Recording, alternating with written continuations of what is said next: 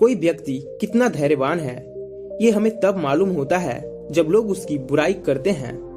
जब हमारे सामने हमारी बुराई होती है उस समय हमारे धैर्य की सही मायने में परीक्षा होती है। अपनी बुराई सुनकर अधिकतर लोग गुस्सा हो जाते हैं, लड़ाई करने लगते हैं, यहाँ तक कि वो मारपीट पर उतर जाते हैं। लेकिन ऐसा नहीं करना चाहिए। आलोचना सुनकर उन बातों को सहन कर लेंगे तो आप कई परेशानियों से बच सकते हैं। ये बात स्वामी विवेकानंद के एक किस्से से आप समझ सकते हैं। एक दिन रामकृष्ण परमहंस के शिष्य स्वामी विवेकानंद ट्रेन की फर्स्ट क्लास में बैठे हुए थे। उस समय में ट्रेन की फर्स्ट क्लास में सफर करना बहुत ही महंगा था। सामान्य लोग तो उस डिब्बे में बैठ भी नहीं पाते थे। स्वामी जी का पहनावा भगवा यानी कि साधु वेश था।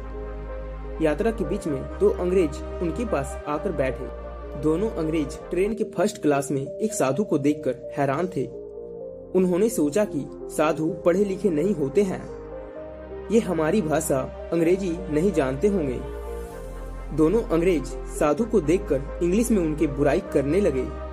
दोनों बातें कर रहे थे कि साधु धरती पर एक बोझ की तरह होते हैं, दूसरों के पैसों से ट्रेन की फर्स्ट क्लास में वो सफर करते हैं।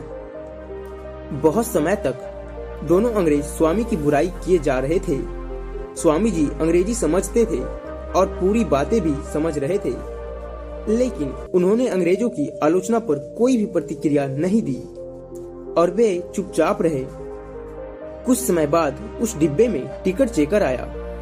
जब वह स्वामी जी के पास पहुंचा तो उन्होंने उससे अंग्रेजी में बातें की। ये देखकर दोनों अंग्रेज और ज्यादा हैरान हो गए। दोनों अंग्रेजों को अपनी गलती का एहसास हो गया। दोनों अंग्रेजों ने स्वामी जी से माफी मांगी और कहा कि आप तो अंग्रेजी जानते हैं और हम आपके सामने लगातार आपकी बुराई कर रहे थे, फिर भी आप चुप थे।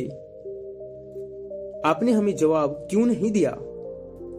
इस पर स्वामी जी बोले कि आप जैसे लोगों की आलोचनात्मक बातों की वजह से ही मेरी सहन शक्ति निखरती है। मैं किसी भी स्थिति में मेरा धैर्य नहीं छोड़ सकता।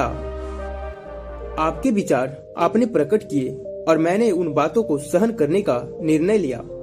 अगर मैं गुस्सा करता तो मेरा ही इसमें नुकसान होता, विवाद बढ़ता तो और भी ज्यादा दिक्कतें हो सकती थी, इसलिए मैं चुपचाप था।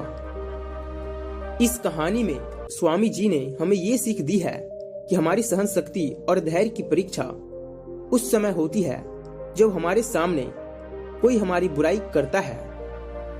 अगर हम उस स्थिति में भी शांत रहते हैं तो हम कई समस्याओं से बच सकते हैं।